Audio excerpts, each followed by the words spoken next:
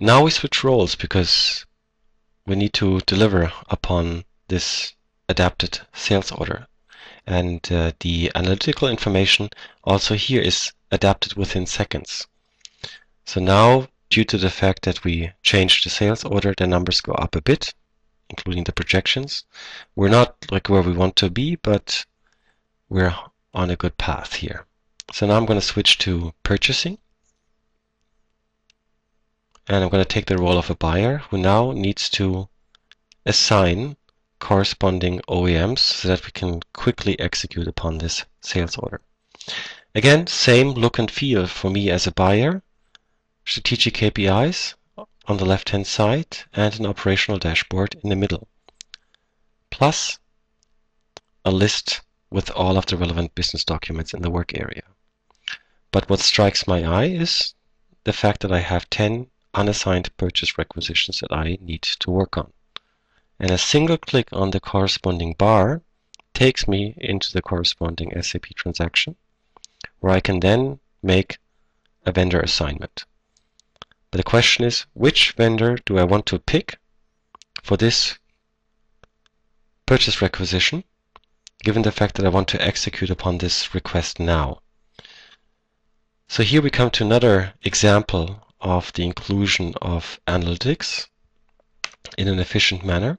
So by clicking on this button, I'm being taken to the Business Objects Explorer that allows me to easily and quickly assemble information in a way based on which I can make a transparent decision and a good decision for the company. In order to find the right OEM, I can narrow down or filter data according to needs. So I'm interested in the price, I'm interested in the delivery days, and I want to narrow down my search to the 50-inch television series. Below, where I get the graphical representation of all of the data selected, I choose the vendor, and by switching between different types of visualization, I can easily see that both from a delivery days perspective and a price perspective, which is marked in blue, Maxiv Technologies by far is the best OEM to choose in this case. So with this information, I can go back to the application, select the corresponding line items, and make the assignment. So I assign them to Maxiv Technology and save it. And within seconds, the analytical information up here is then updated. So now we have a reduced number of not assigned purchase requisitions, and also my strategic KPIs changed accordingly. So the only tasks left to be done are the release of the corresponding purchase order, because with the increased ordering amount, I exceeded a certain threshold value that was set in the system. So now my manager needs to release the corresponding purchase order. To do so, we switch to purchasing management. And again, I get the same look and feel like in all of the other cases.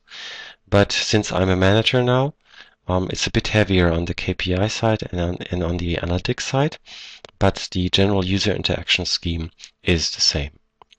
So I can again see strategic KPIs and look at the data to make business decisions during the day. I also have an operational dashboard where I can see, for example, the number of purchase orders that are ready for release that I need to work on. One single click on the corresponding bar and I'm being taken to the corresponding list of purchase orders. So I only need to select the corresponding line item down here and press the release and save button, and I'm done. And again, within seconds, the data up there is going to be changed. And this brings us to the end of the demonstration. As you've seen, we had multiple roles, operational roles, and a manager that all worked along the same interaction scheme, where analytical information and business transactions are on the same level and both benefit from each other. We did an analysis to see how many clicks and how many screens are required to perform such kind of process in this type of fashion compared to the traditional world. The statistics showed that overall the number of clicks and screens are reduced by 50%, which is a proof for improving overall business process excellence and improving business insight.